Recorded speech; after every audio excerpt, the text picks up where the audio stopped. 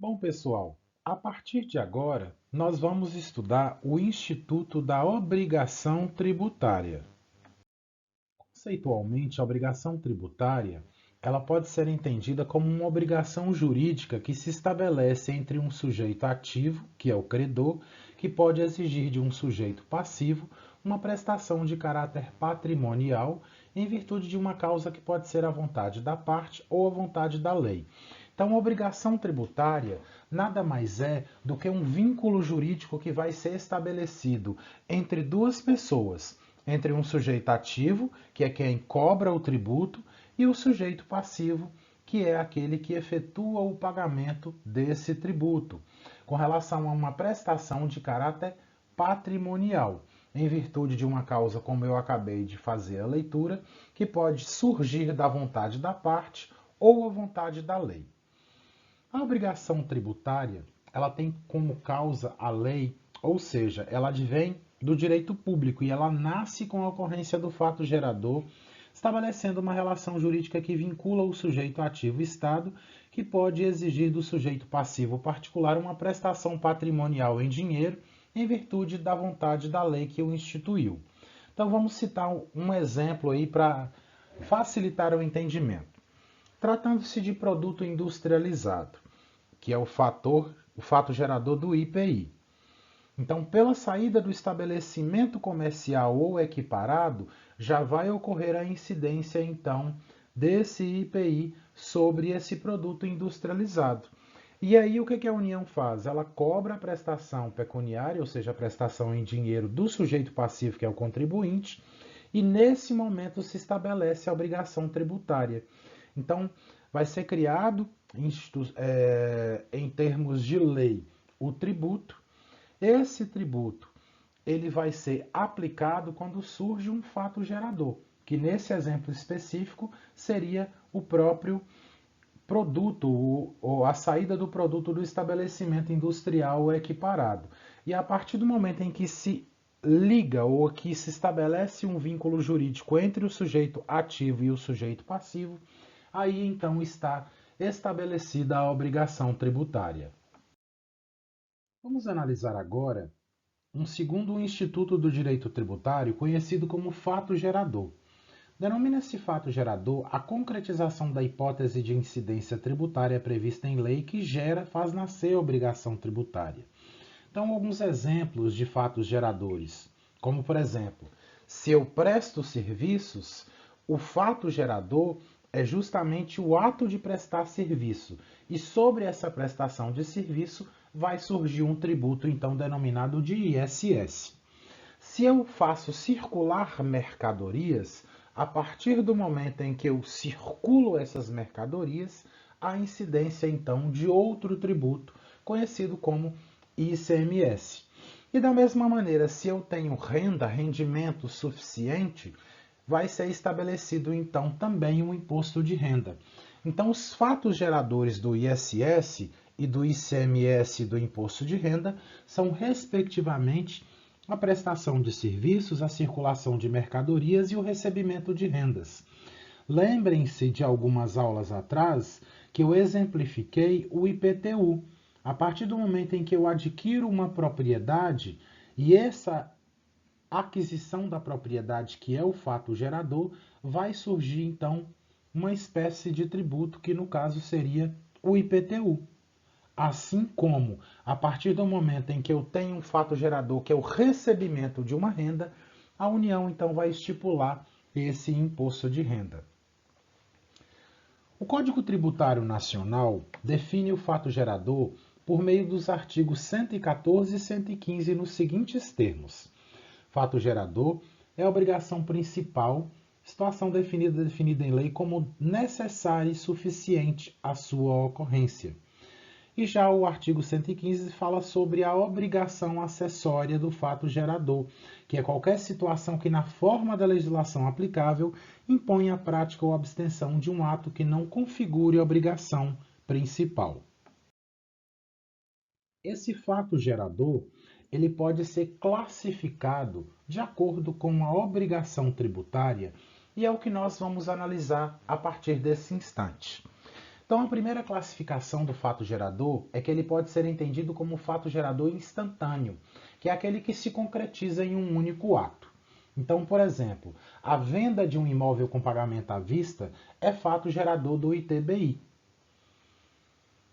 Por seu turno, eu tenho uma segunda classificação, que seria o fato gerador periódico, que é aquele que, embora possa ter ocorrido diariamente, a lei determina que o montante do tributo seja apurado em determinado período, como por exemplo o ICMS e o PIS.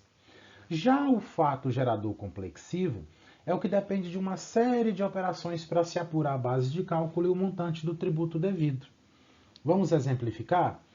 Para apurar se uma determinada pessoa, um determinado indivíduo realizou o fato gerador desse tributo, ou seja, se obteve renda, são necessários cálculos que irão determinar a diferença entre as receitas e as despesas por ele apreciadas durante o período compreendido entre 1º de janeiro e 31 de dezembro de um ano.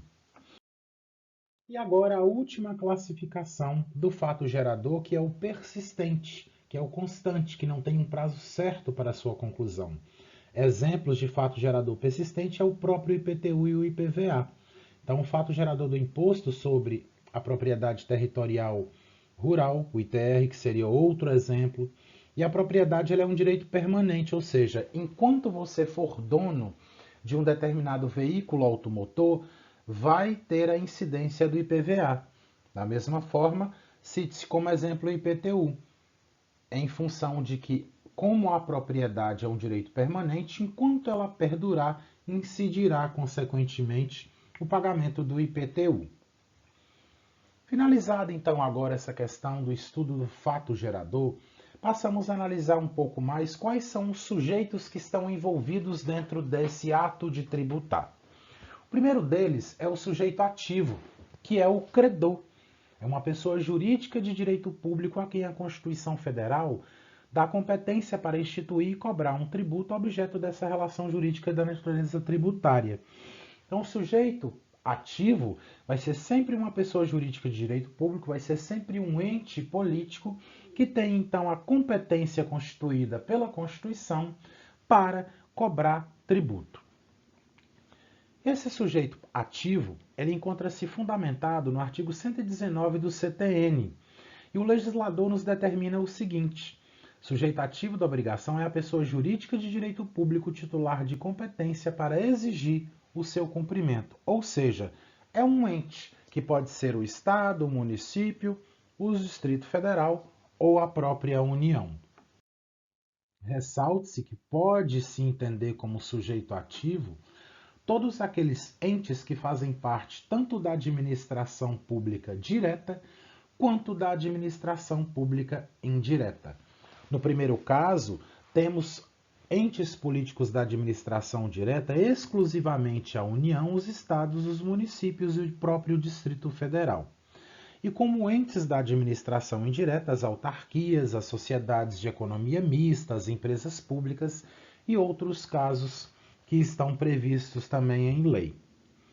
Finalizada então essa parte de entender quem seria o sujeito ativo como sendo o ente dotado de uma personalidade jurídica de direito público, passamos a analisar agora então quem é o sujeito passivo, que é sempre o particular, ou seja, é o devedor, é aquela pessoa responsável pelo pagamento do tributo devido. E aí vem o artigo 121 do CTN e diz que sujeito passivo da obrigação principal é a pessoa obrigada ao pagamento de tributo ou penalidade pecuniária. Ocorre que esse sujeito passivo, ele pode ser de duas maneiras. Ele pode ser o contribuinte ou ele pode ser o responsável. Contribuinte quando ele tem uma relação pessoal e direta com a situação que constitua o respectivo fato gerador. Então, se eu, por exemplo, se eu sou proprietário de um veículo automotor, eu vou ser contribuinte porque eu tenho uma relação pessoal e direta com esse bem, que no caso seria o veículo, que gerou então o pagamento do seu tributo específico, qual seja o IPVA. Agora, entende-se como responsável quando, sem se revestir da condição de contribuinte, sua obrigação decorra de disposição expressa em lei. Caminhando um pouco mais no nosso estudo acerca do direito tributário, vamos analisar agora o Instituto do Lançamento Tributário, que se encontra previsto no artigo 142 do Código Tributário Nacional. E este lançamento tributário ele consiste em um procedimento administrativo privativo de uma autoridade administrativa, tendente a verificar a ocorrência de um fato gerador e a matéria tributável, a definir o montante e o sujeito passivo.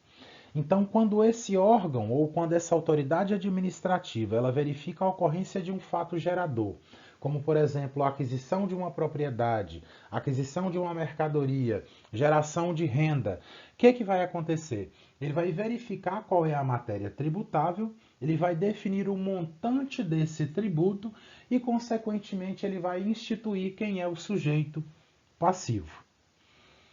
Bom, agora nós vamos analisar as modalidades de lançamento tributário. A primeira delas é o lançamento direto ou de ofício, que é totalmente realizado pela administração pública, que inicia procedimento para apurar a ocorrência de um fato gerador, calcular o montante do tributo e notificar o sujeito passivo para pagar no prazo de lei. A segunda modalidade é o lançamento por declaração, que é o lançamento feito com a colaboração do contribuinte ou responsável nos termos do artigo 147 do CTN, que presta informações para que a autoridade administrativa aplique a legislação tributária, calculando então o valor do tributo devido, notificando o sujeito passivo para efetuar o pagamento. Nessa situação do lançamento por declaração, vai, como eu acabei de dizer, haver uma contribuição ou uma colaboração por parte do contribuinte ou dos responsáveis. Por quê?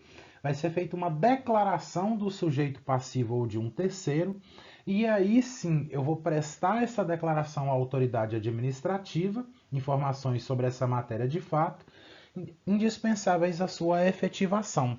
E aí, logo na sequência, o ente político vai notificar o sujeito passivo para efetuar o pagamento, então, do imposto devido.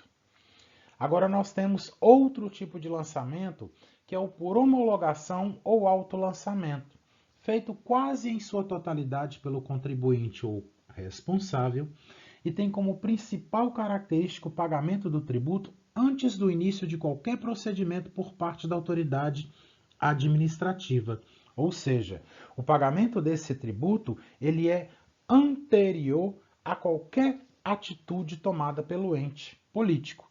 Aqui o contribuinte ele vai prestar as informações necessárias à autoridade, vai ser calculado o valor do tributo, recolhe-se esse tributo, efetuando ele próprio a sua notificação para o recolhimento e aguardando a ratificação do pagamento por parte da administração pública. E para finalizar o estudo do lançamento, vamos analisar então a última classificação, que seria o lançamento por arbitramento por parte da autoridade administrativa.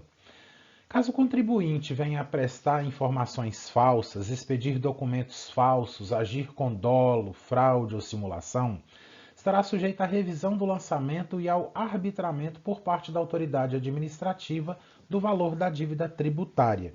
Então, a própria administração é quem vai analisar quais foram as informações prestadas pelo contribuinte, verificar se elas são falsas, se foram expedidos documentos falsos, e aí ele vai revisar esse lançamento e vai arbitrar então o pagamento do imposto por parte dessa autoridade administrativa do valor da dívida tributária. Para exemplificar, suponhamos uma determinada empresa que pode, por exemplo, declarar seus rendimentos e, se o fizer de maneira fraudulenta, a autoridade administrativa ela vai revisar essa declaração e arbitrará ela mesma o valor devido a ser pago aos cofres públicos. Vamos analisar nesse momento de nossa aula outro instituto do direito tributário conhecido como base de cálculo, que nada mais é do que o valor sobre o qual é aplicada a alíquota, ou seja, um percentual, para se apurar o valor do tributo a pagar.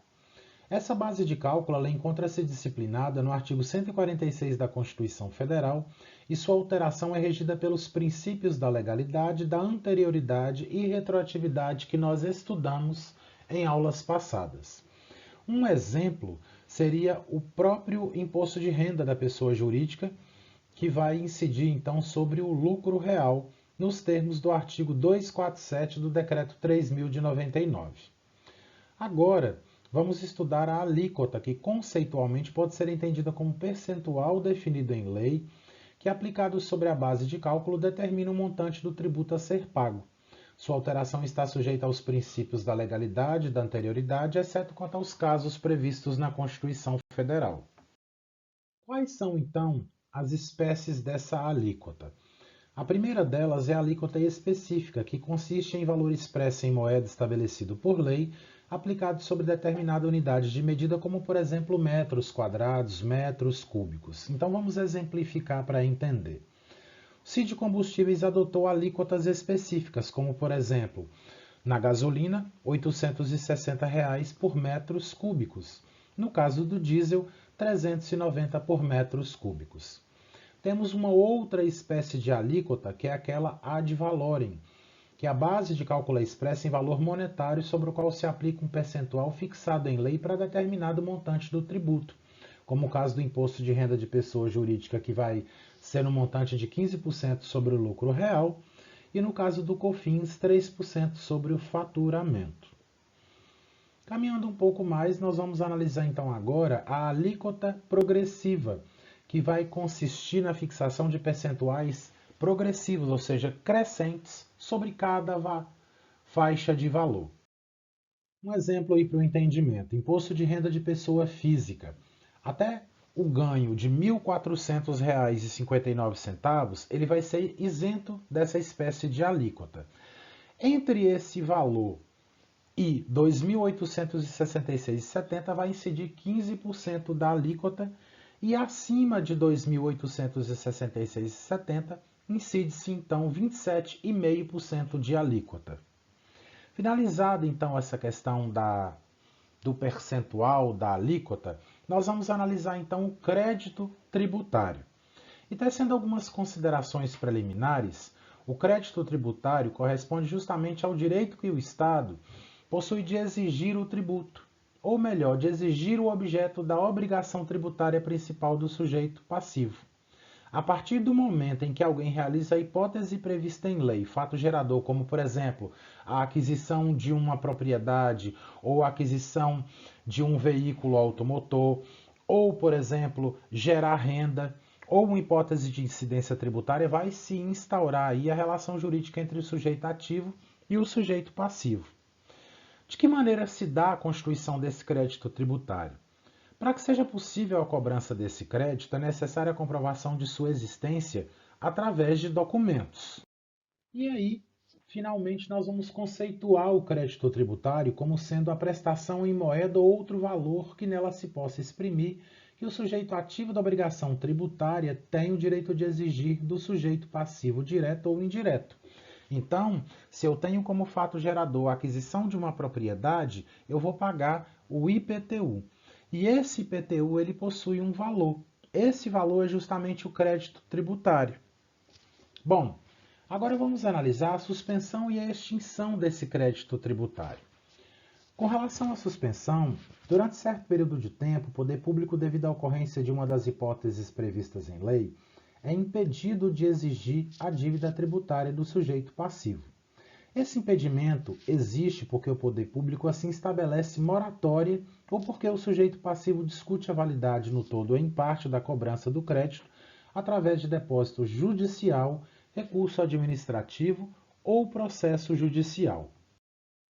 As hipóteses previstas em lei de suspensão encontram-se previstas entre os artigos 155, 151 e 155-A do Código Tributário Nacional. Quais são também as hipóteses legais de suspensão? A primeira delas é a moratória, que corresponde à concessão por parte do poder público de um prazo maior do que a lei normalmente prevê para que o sujeito passivo efetue o pagamento do crédito tributário. Essa moratória afasta a cobrança de juros de mora e correção monetária. Portanto, a moratória, é um prazo a mais que o poder público confere para que o sujeito passivo efetue então o pagamento daquilo que é devido. A segunda Possibilidade legal de suspensão seria o depósito do montante integral do crédito tributário, que corresponde nada mais do que um depósito que o contribuinte vai fazer para discutir judicialmente a cobrança no todo ou em parte desse crédito. E esse depósito ele tem a finalidade de evitar a aplicação de multa pelo atraso do recolhimento. Então, enquanto o contribuinte ele contesta esse crédito judicialmente, ele fica suspenso e o poder público então fica impedido de exigi-lo. No que diz respeito às reclamações e recursos administrativos, significa dizer que é quando o sujeito passivo ele deseja discutir o crédito tributário juntamente com o poder público. E aí, enquanto o recurso ou a reclamação são analisadas, vai ocorrer a suspensão desse crédito até que o sujeito ativo, que é o credor, no caso a pessoa jurídica de direito público, ou seja, o ente político, ele vai dar seu parecer acerca do recurso ou da reclamação. Além dessas reclamações e recursos administrativos, nós temos também a concessão de liminar e mandado de segurança, que seria uma ação específica, judicial, que visa resguardar um direito líquido e certo de uma pessoa. Se o sujeito passivo demonstrar que houve ilegalidade de um ato praticado pelo poder público, poderá obter, então, uma ordem judicial para determinar a suspensão do crédito tributário até que este seja analisado em sede meritória. No que diz respeito ao parcelamento, ele suspende o crédito tributário até o pagamento da última prestação. Não sendo cumprido no todo ou em parte, o parcelamento cessa a suspensão do crédito que será cobrado judicialmente.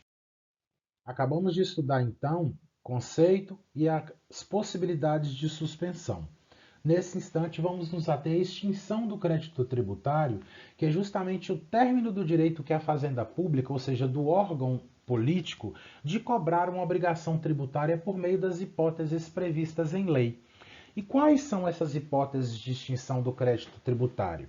Primeiro, se eu efetuo o pagamento, o poder público não pode me cobrar. Então, obviamente, que vai se extinguir esse crédito tributário. Segundo caso, compensação. Duas pessoas que são ao mesmo tempo uma credora e devedora da outra. E aí ocorre a possibilidade de que essas dívidas ou que esses débitos eles se compensem até serem extintas ou até serem extintos, melhor dizendo, esses créditos tributários.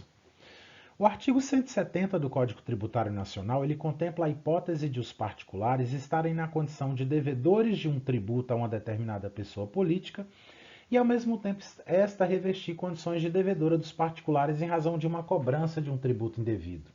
Assim, havendo um crédito de um sujeito passivo contra o Estado e, ao mesmo tempo, um crédito contra o sujeito passivo, essas obrigações podem ser compensadas. Outra modalidade seria a transação, que é um acordo celebrado entre duas ou mais pessoas com a finalidade de extinguir uma pendência entre elas. Cuida-se de um acordo feito entre o sujeito passivo, no caso o contribuinte ou responsável, e o poder público, que no caso seria o sujeito ativo, para, por exemplo, pôr fim a uma demanda judicial proposta pelo sujeito passivo, onde o poder público faz concessões, como, por exemplo, o parcelamento de débitos fiscais. Já a remissão, ela consiste na dispensa do pagamento total ou parcial do crédito tributário principal vencido.